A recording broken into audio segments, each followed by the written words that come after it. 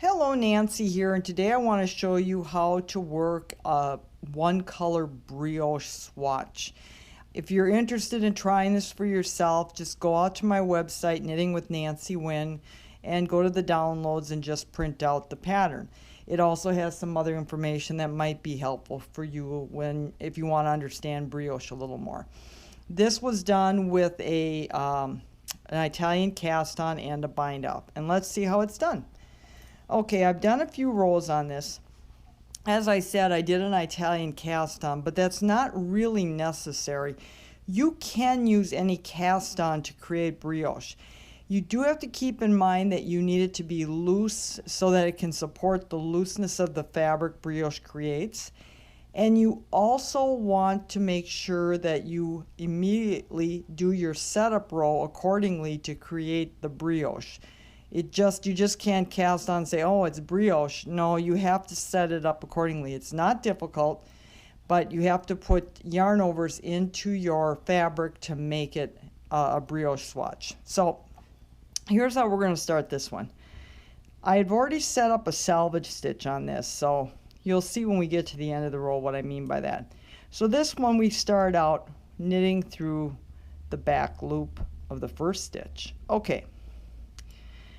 This pattern's pretty simplistic. We already, had the setup row done. It's one row repeat, so it's fairly easy. Okay, you're going to bring your working yarn in front and slip the next stitch as if to purl.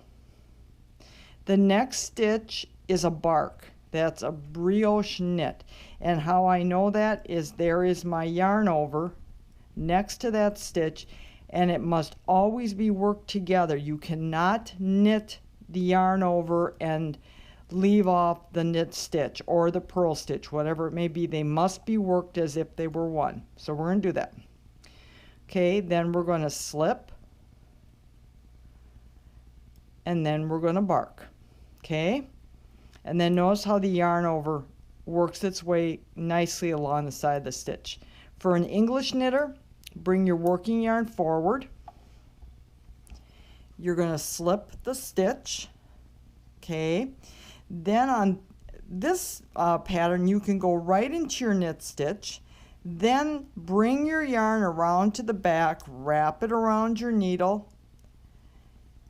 And there you've accomplished your yarn over and also did your brioche knit. Again, we're going to bring the working yarn forward, slip the next stitch, go in as if to knit on the bark stitch, wrap it around your needle, and bring it through. Now we'll go back to continental. This you just have to bump behind this. I always just like to say bump it and then slip the stitch. Do your bark. Now, this selvage was created by bringing the working yarn forward and slipping the last stitch as if to purl. That's it to the pattern. You would just continue on and on as long as you want this, for whatever length you want this to be. Just so long as you cast on an even number of stitches, you can make it as wide as you want or as narrow as you want. But that's how you do a one color flat brioche. Thank you.